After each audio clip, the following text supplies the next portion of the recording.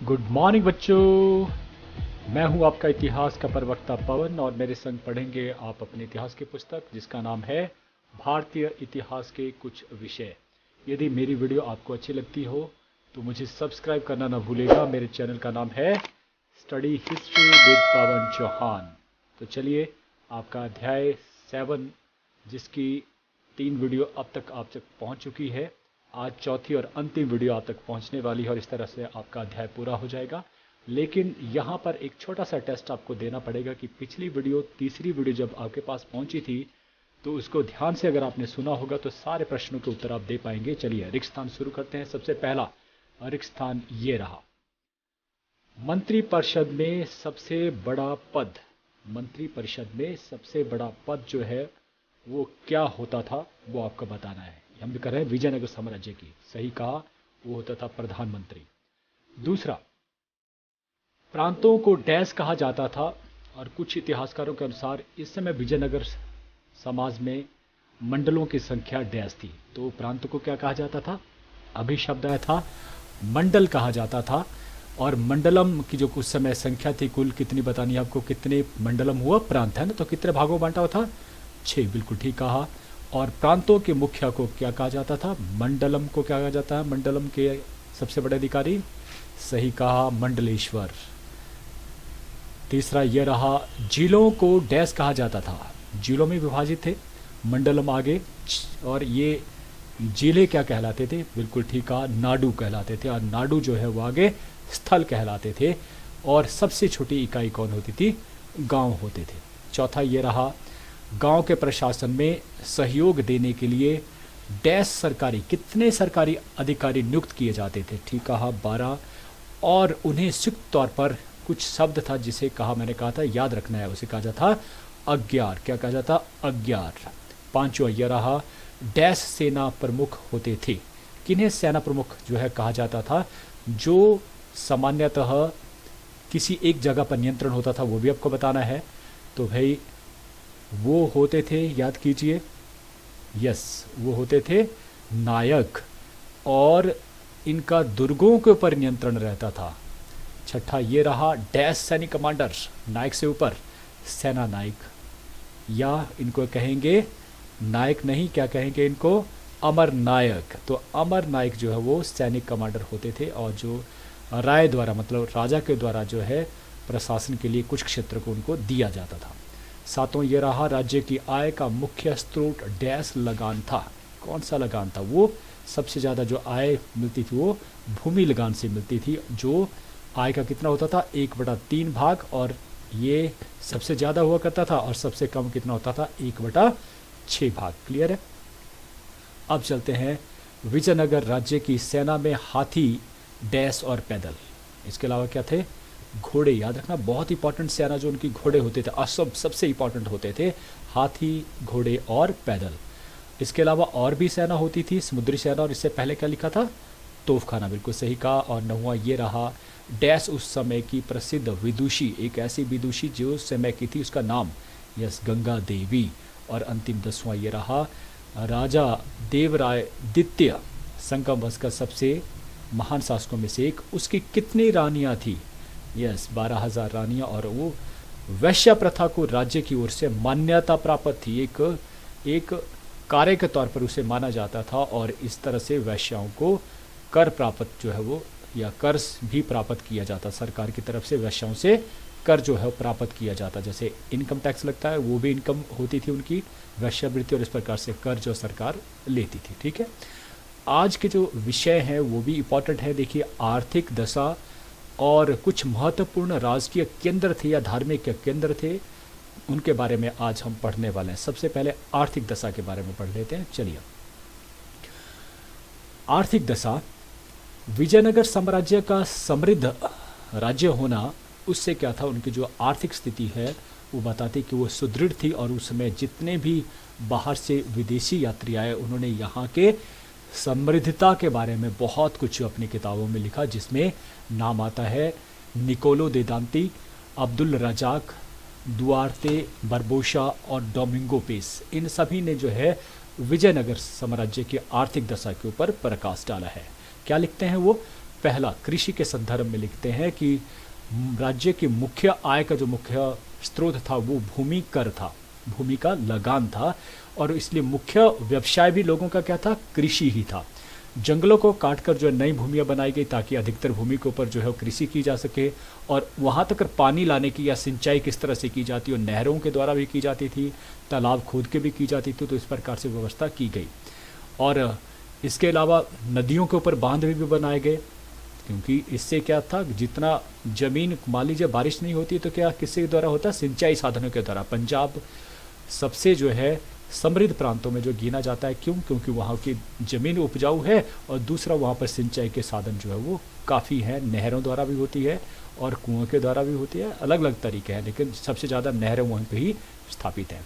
तो वैसा ही जो है साम्राज्य समृद्ध था, उसके पीछे कारण क्या था, कृषि था। और कृषि के लिए दो जो है वो अधिकतर और मिनिमम जो है वो भू राजस्व वसूल किए जाते थे। ज़्यादा से ज़्यादा जो उपजाऊ भूमि होती है उससे 1/3 भाग लिया जाता था, और कम से कम जो है 1/6 भाग जो है लिया जाता था। उनकी जो मुख्य फसलें होती थी, याद रखना पड़ेगा आपको क्या कौन फसलें होती थी, चावल है, गेहूँ है, तेल है, जो तेल के जो बीज से निकलता है ना, जैसे सरसों का तेल है, सरसों उगाएंगे तभी तेल निकलेगा, गन्ना है, नील है, कपास, गर्म मसाले और कई प्रकार के दालें और फल, ये वहाँ की मुख्य फसलें थी। और विदेशों की बात करें, जो चीज़ें वो भेजते थे ज़्यादा तौर पर वो कपड़ा थी, कपड़े की मांग होती थी, या नील की या कपास की जो है मांग होती थी, वो भारी मात्रा में वहाँ पर उगाया जाता था। कर्नाटका जो प्रदेश है वो काफ़ी जो है काली मिट्टी है, और वहाँ पर कपास सबसे ज़्यादा उगता है। चलिए दूसरा, उद्योग। उद्योगों के लिए भी जो है, इस व्यवसाय के लिए भी वो उन्नत था। वस्त्र तथा धातुओं का उद्योग जो था वो सबसे ज़्यादा विख्यात था विजयनगर साम्राज्य में। राज्य में सूती तथा रेशमी वस्त्र बड़े मात्रा में बनाए जाते थे, और जिनका निर्यात भी किया जाता था। लकड़ी तथा चमड़े के भी वस्तुएं तैयार की जाती थी। गांव में अगर कहें तो मिट्टी बनाने के जो बर्तन थे बहुत ही सुंदर और उसमें निपुण थे, कारीगर थे। साम्राज्य का जो उन्नत उद्योगों को देखकर जो विदेशी यात्री भी देखकर यहाँ पर चकित रह गए थे, जिनके बारे में मैंने कहा, तो यहाँ उन्होंने जो विवरण दिया है, तो जब उन्होंने यहाँ का उद्योग धंधे देखे तो उनको देखकर वो चकित रह गए थे। तीसरा था व्यापार।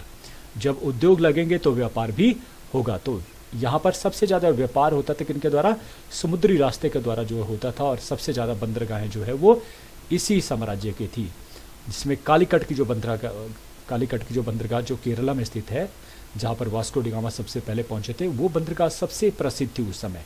अब किन देशों के साथ व्यापार किए जाते थे, देखिए, वर्मा, जिसे आजकल म्यांमार कहा जाता है, मलाया, चीन, अरब, ईरान, दक्षिणी अफ्रीका, पुर्तगाल और एबिसिनिया, इनके साथ जो है इतने दूर दूर तक जो है वो सामान लेकर जाते थे यहाँ से जो व्यापारी थे।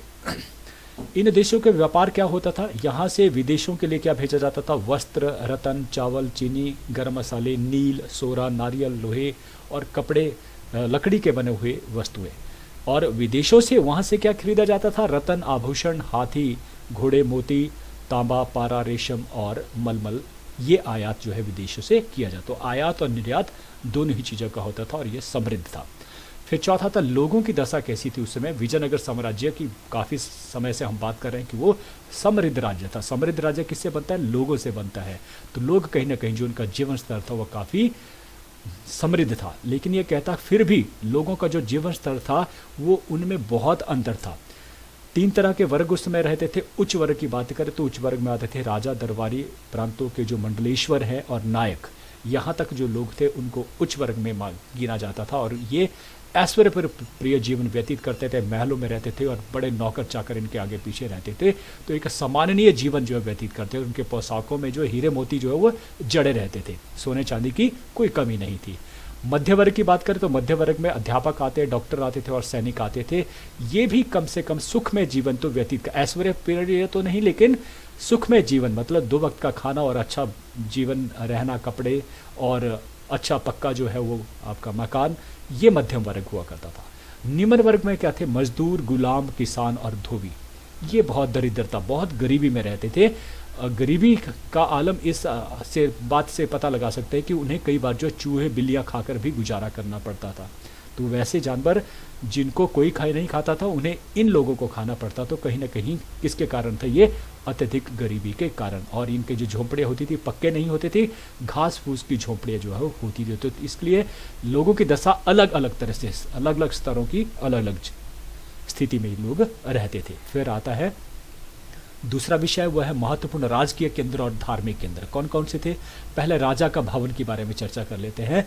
ये कहता हम्पी में हमें जो भी विशिष्ट संरचनाएं मिली है, जो टूटी फूटी मिली है, उनमें राजा का भवन जो सबसे प्रसिद्ध, और इस भवन से स्थित में इसी राजा के भवन में जो है 2 मंडप भी मिले हैं, एक जो है सभा मंडप और दूसरा जो है महानवी डिब्बा मिला है।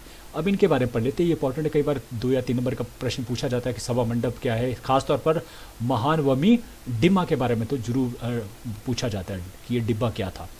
भाई मंडप ये वास्तव में जो है ऊंचा मंच था, एक चबूतरा बना हुआ था जिसके आसपास जो है कुछ निश्चित दूरी पर लकड़ी के जो है वो खंबे जो है गाढ़े होते थे, क्योंकि वहाँ पर छेद मिले, लकड़ी तो सड़ गई लेकिन वहाँ पर छेद वैसे के वैसे, तो इससे पता लगाते हैं कि ये स्तंभ जो है लकड़ी के यहाँ पर लगे होते थे और इसके ऊपर भी मंजिल जो है वो टिकी हुई होती थी। तो ये किस के लिए? क्योंकि इसको ऊपर जाने के लिए सीढ़ियाँ पक्की जो बनी हुई थी, तो जो आज भी विद्यमान है, तो इससे पता नहीं लग पाया है कि ये किस के लिए यूज़ किया जाता था, लेकिन कुछ ना कुछ तो था वहाँ पर मंडप, खास तौर पर वहाँ पर कोई ना कोई बैठता होगा, कुछ न कुछ जो है उसका कार्य रहा होगा। दूसरा आता है महानवमी डिब्बा। अब नाम से ही पता लगता है ये जो डिब्बा बनाया गया है, देखेंगे ये है, ये जो दिख रहा है चित्र में। अब यहाँ पर जो है खास मौके के ऊपर जो है राजा यहाँ पर कुछ जो है वो त्यौहार बनाता होगा, या फिर जो है ये करते हैं कि अपना एक जो है, जैसे हमारा 26 जनवरी का होता है परेड होता है दिल्ली जो है राजपथ के ऊपर, ठीक उसी तरह से ये इस्तेमाल उस समय होता था। लेकिन ये खास मौका क्या होता था? ये होता नवमी का जो 9 दिन तक चलता है, माता की जो पूजा की जाती है, ये उस समय देखिए इसका जो अगर लंबाई चौड़ाई देखी जाए, कहते हैं 11,000 वर्ग किलोमीटर जो है ये क्षेत्र जो है पड़ता है। 11,000 वर्ग किलोमीटर का मतलब 110 फीट इसकी लंबाई थी और 100 फीट इसका चौड़ा था। तो कितना आप लगा सकते हैं, कितना अंदाजा, कितना बड़ा ये चौड़ा, और इसका 40 फीट जो ऊंचा भी है, तो ऊंचाई पर लोग जो है, जो बड़े लोग थे वो बैठते होंगे, या किसी भी तरह का यहाँ पर दरबार जो है वो लगता होगा। खास मौके पर कौन सा मौका हम बात कर रहे हैं? हम बात कर रहे हैं नवमी की बात कर रहे हैं। महान जो त्यौहार सबसे बड़ा इंपॉर्टेंट का त्यौहार लगता था वो सितंबर अक्टूबर में आज भी इसे मनाया जाता है। महानवमी का जो त्यौहार है, महानवमी, उससे मनाया जाता है। ये 9 दिन तक जो चलता था बड़े धूमधाम से, और शासक अपने वैभव और शक्ति का जो प्रदर्शन यहाँ पर करता था। कैसे? ये यहाँ पर जितनी भी सेना होती थी वो सलामी सैल्यूट करते, जैसे 26 जनवरी की तरह। देवी देवता उनकी उपासना की जाती थी, घोड़े होते थे अश्व, उनके ज़िंदगी में बड़े इंपॉर्टेंट थे, उनको पूजा जाता था। और देवी की उपासना की जाती थी, उसको खुश करने के लिए जो है वो बलियाँ दी जाती थी, जिसमें भैंसे और अन्य जानवर रहते थे। इसके अलावा क्योंकि ये 9 दिन तक चलता था तो एक त्यौहार की तरह मनाया जाता था। नृत्य गान किया जाना, संगीत बजाया जाना, कुश्तियाँ किए जाना, तो मनोरंजन के उस समय के जो साधन होते थे वो सारे यहाँ पर किए जाते थे।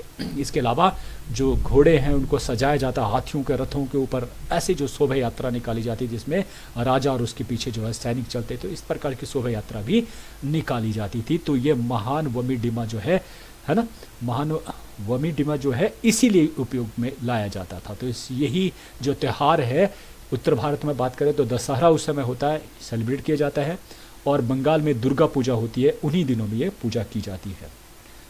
अब आता है दूसरा, और वह है लोटस महल। नीचे इसका चित्र भी बनाया गया है। ये जो लोटस महल, लोटस होता है कमल, है ना, तो कमल की ही तरह इसे बनाया गया है। इसे 19वीं शताब्दी में जो है नामकरण किया गया, किसके द्वारा?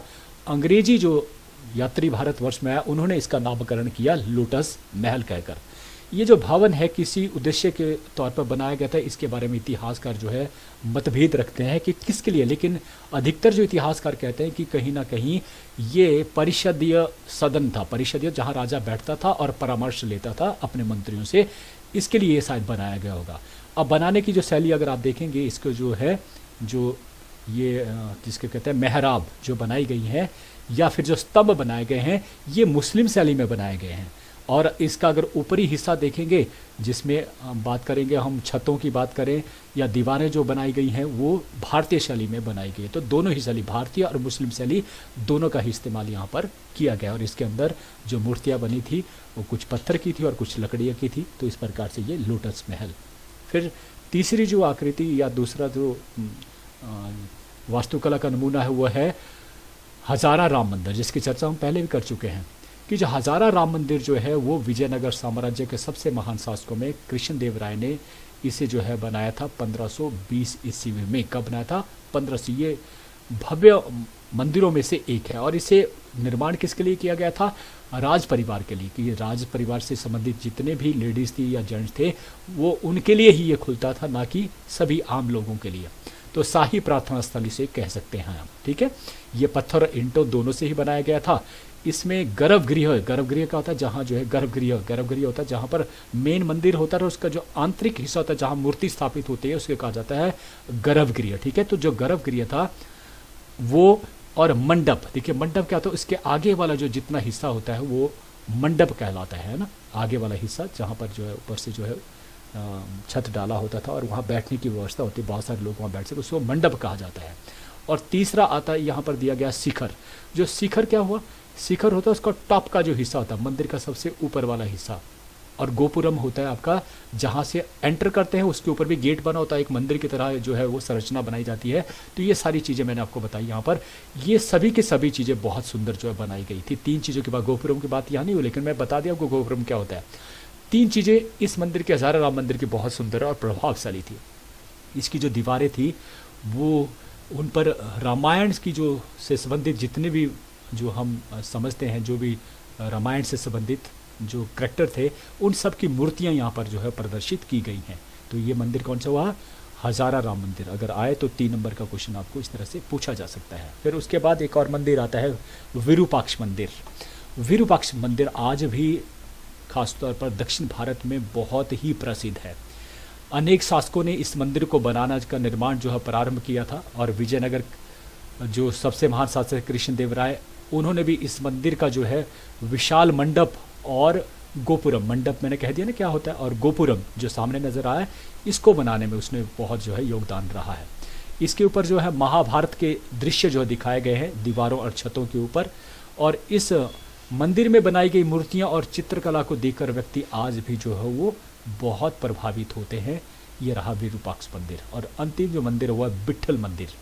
विट्ठल मंदिर जो है, विट्ठल भगवान जो है वो विष्णु को जो है वो माना जाता है ना। तो सभी मंदिरों की बात करें तो इन सभी मंदिरों में जो विट्ठल मंदिर हो सबसे सुंदर जो है कलाकृति का अंक, एक अलग ही अलंकृत तौर पर इसे माना जाता है। बहुत ही सुंदर इसे, जैसे ना पत्थरों को काट कर इसे बनाया गया, लेकिन बहुत सुंदर बनाया गया। कब, किसने बनाया था इसे?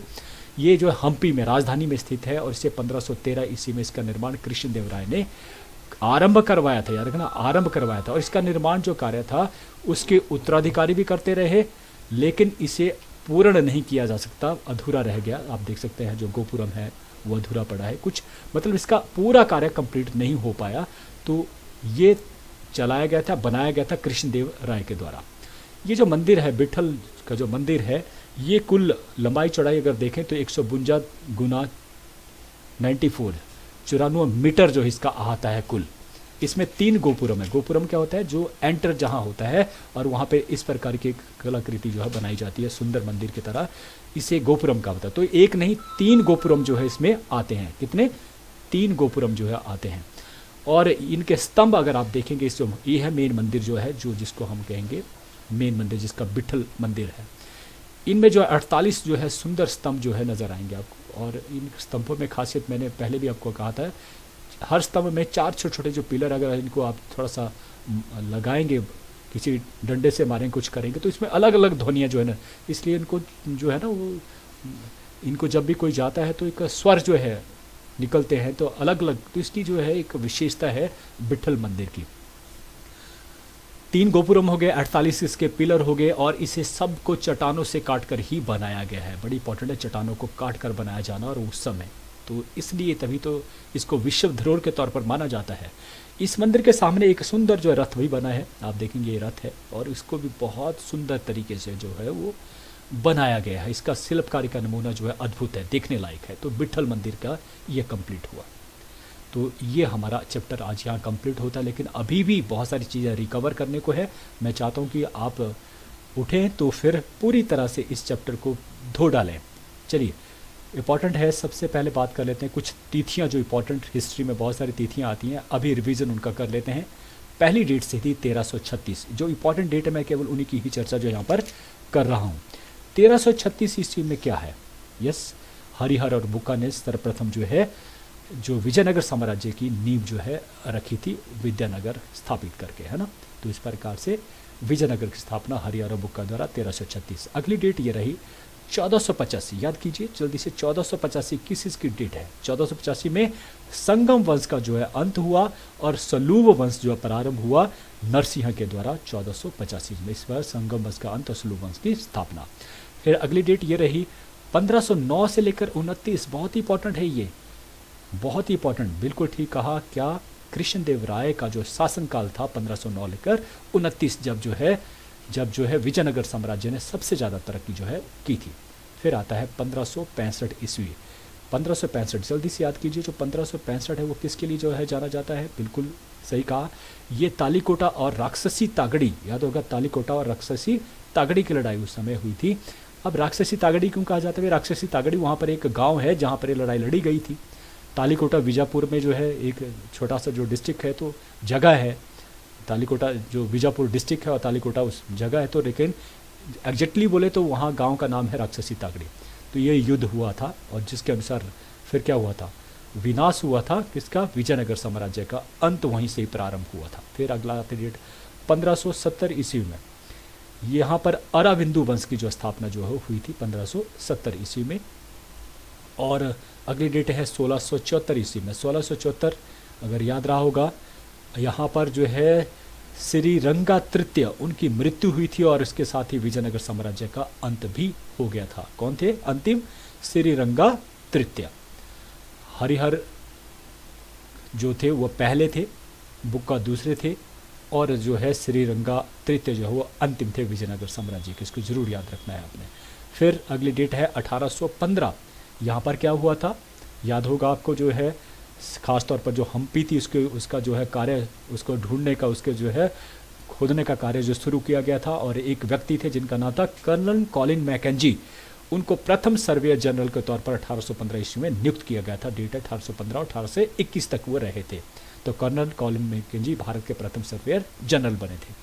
फिर आता है 1902 ईस्वी में, इसी तरह का योगदान जो है जॉन मार्शल जो है, याद रहना, उन्होंने ये जो बना हुआ था स्ट्रक्चर, इसका जो है वो शिक्षण कार्य आरंभ कर दिया था और उसको संभालने का कार्य जो है भी किसने किया? जॉन मार्शल ने किया, इस धरोहर को संभालने का कार्य। फिर एक डेटा और है 1976 ईस्वी में, ये भी बहुत इंपॉर्टेंट है। 1976 में क्या कहा गया था? एक राष्ट्रीय महत्व का क्षेत्र जो इसे घोषित कर दिया, एक राष्ट्रीय महत्व का स्थल, पूरे भारत का एक ऐसा स्थल जो राष्ट्र का महत्व रखता है, जिसकी जो है राष्ट्र जो ने सुरक्षा लेने का बीड़ा उठाया था। तो कब घोषित किया गया? 1976 ईस्वी में।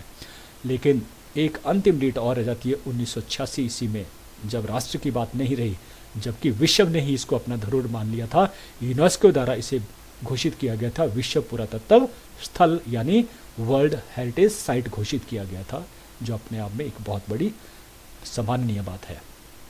अब आ जाता है कि इस अध्याय से कुछ महत्वपूर्ण प्रश्न जिनको आपको याद करना होगा वो ये रहे। 7 प्रश्न हैं कुल और इनको जरूर याद करें। इनको याद करने पर आप अच्छे नंबर जो हासिल कर सकते हैं।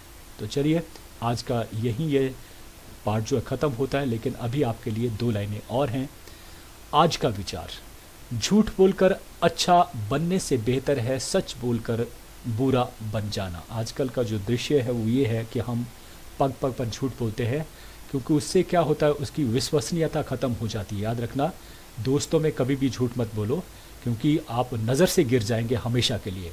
लेकिन अगर आप सच बोलते हैं, फिर भी आप अपने दोस्त से जो है दोस्ती छूट जाती है। लेकिन याद रखना, समय बीतने के साथ जो झूठ जो था, जो आपने सच बोला था, वो सचमुच उसको लगेगा कि वो अपने आप अपनी नज़रों में, आप अपनी नज़रों में नहीं गिरेंगे, बल्कि वही अपनी नज़रों में गिर जाएगा कि मैंने उसके साथ क्या व्यवहार किया था।